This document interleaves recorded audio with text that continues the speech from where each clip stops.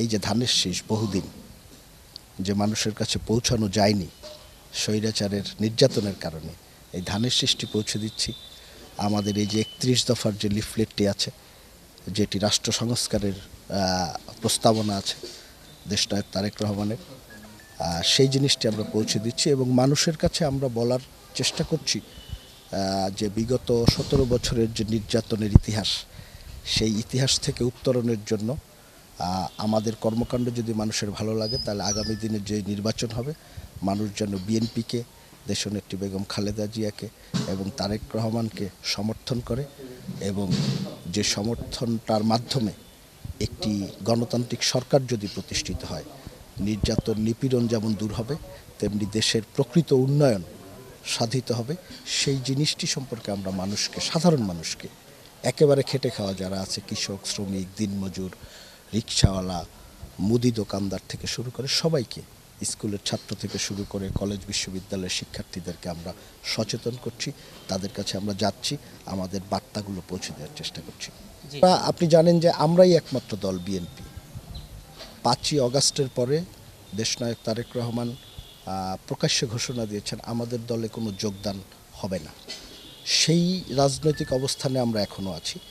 বিচ্ছিন্নভাবে কেউ যদি এই ধরনের কাজ করে থাকে, আমাদের কাছে যদি নির্দিষ্ট তথ্য প্রমাণ থাকে, আমরা তাদের বিরুদ্ধে সাংগঠনিক ব্যবস্থা নেব এবং আমরা বিশ্বাস করি বিএনপি জনমানুষের দল, জনগণের সমর্থন নিয়েই কিন্তু এত বছর আমরা এত নির্যাতনের মধ্যে টিকে আছি।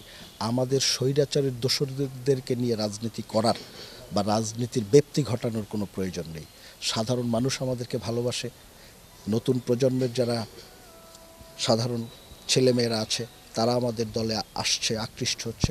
আমরা পরিচ্ছন্ন মানুষদেরকে নিয়েই শহীদ জিয়ার যে দলটি, পরিচ্ছন্ন রাজনৈতিক দল, সেটিকে সামনে এগিয়ে নিয়ে যেতে চাই এবং এই ধরনের বিষয় আমাদের এখানে আপনারা দেখবেন, যদি বিচ্ছিন্নভাবে কেউ থেকেও থাকে, ভবিষ্যতে যখন সাংগঠনিক গঠন পুনর্গঠন হবে, তখন এই ধরনের ন্যূনতম সংশ্লিষ্টতা যার বিরুদ্ধে আছে সে তো নয়ই, বরং এদেরকে যদি কেউ পৃষ্ঠপোষকতা করছে এরকম প্রমাণ পাওয়া যায়, তাহলে যিনি আমাদের দলের পুরনো কর্মী হিসাবেও পৃষ্ঠপোষকতা করছে, তাকেও আমরা সাংগঠনিক কোনো দায়িত্বে দিব না। এই বিষয়ে আমাদের দলীয় চূড়ান্ত সিদ্ধান্ত আছে। আমি পরিষ্কারভাবে বলবো, এটি কোনো বিতর্ক নয়, আমি বলবো এটি একটি কুতর্ক। কারণ সংস্কারের এই যে প্রস্তাবনাটা, 31 দফা সংস্কার, এই প্রস্তাবনাটা কিন্তু আমরা আরও 2 থেকে 3 বছর আগে আমাদের দেশনায়ক তারেক রহমান ঘোষণা করেছেন। বাংলাদেশের সংস্কারের, রাষ্ট্রীয় সংস্কারের কথা আমরাই প্রথম বলেছি, এখনও বলছি।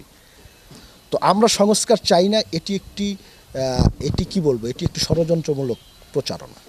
আমরা সংস্কার চাই এবং প্রথম থেকে আমরা বলছি সরকার একটি নির্দিষ্ট এবং যে বিষয়টি এরকম যে যৌক্তিক সময় নিয়ে সংস্কারটি করুক। কারণ একটি অনির্বাচিত সরকার অনির্দিষ্টকালের জন্য কোনো দেশে থাকতে পারে না। আমাদের বক্তব্য এটাই, আমরাও সংস্কার চাই, সেই সংস্কারের জন্য যৌক্তিক একটি সময় লাগবে, এই জিনিসটি আমরাও বুঝি, আমরাও বিশ্বাস করি। তারাও কিন্তু একই কথা বলছে, কিন্তু জিনিসটিকে কিছু, আমি বলবো যে সরকারের ঘাড়ে ভর করা কিছু কুচক্রী মহল, যারা পরিবেশটাকে ঘোলা করতে চায়, তারা এই জিনিসটিকে নিয়ে একটি গুলট পাকাচ্ছে। অবস্থানটি একেবারেই পরিষ্কার, রাষ্ট্রীয় সংস্কার আমরা চাই, প্রতিষ্ঠানগুলো ধ্বংস হয়ে গেছে, এই সংস্কারগুলো আমরা চাই এবং সেটার জন্য সরকারকে যৌক্তিক সময় দিতে আমাদের কোনো ধরনের কোনো আপত্তি বা কোনো ধরনের কোনো দ্বিধা নেই। আমরা চাই তারা একটি যৌক্তিক সময়ের মধ্যে সেই কাজটি শেষ করবে এবং তারপরে সাধারণ মানুষের যে প্রত্যাশা, সবসময় মানুষের প্রত্যাশা থাকে যে মানুষ ভোট দিয়ে একটি সরকার নির্বাচিত করবে, যে সরকার তাদের প্রতি দায়বদ্ধ থাকবে। সেই নির্বাচনটি, কাঙ্ক্ষিত সেই নির্বাচনটি আসবে, মানুষ তার পছন্দের মানুষকে ভোট দিবে এবং যাদেরকে মানুষ ভোট দিবে তারাই রাষ্ট্র পরিচালনার দায়িত্ব নেবে। ষড়যন্ত্র অতীতেও হয়েছে, ষড়যন্ত্র এখনও আছে, কিন্তু মজার জিনিসটি হলো যে বাংলাদেশ জাতীয়তাবাদী দলের নেতাকর্মীরা এটিকে মোকাবেলা করতে করতে এটি অভ্যস্ত হয়ে গেছে। আমরা এটিকে বিশেষ আমলে নিতে চাই না। ষড়যন্ত্র থাকবে, কিছু মানুষের কাজই থাকে ষড়যন্ত্র করা। যেমন আমি বললাম আপনাকে, এই যে যৌক্তিক সময় নিয়ে সংস্কারকে চাচ্ছে কে চাচ্ছে না, এটিও কিন্তু একটি ষড়যন্ত্র। এগুলো মোকাবেলা করে আমরা টিকে ছিলাম দীর্ঘদিন এবং আমরাই টিকে থাকব। মানুষ আমাদের সাথে আছে, আমরা মানুষের সাথে আছি।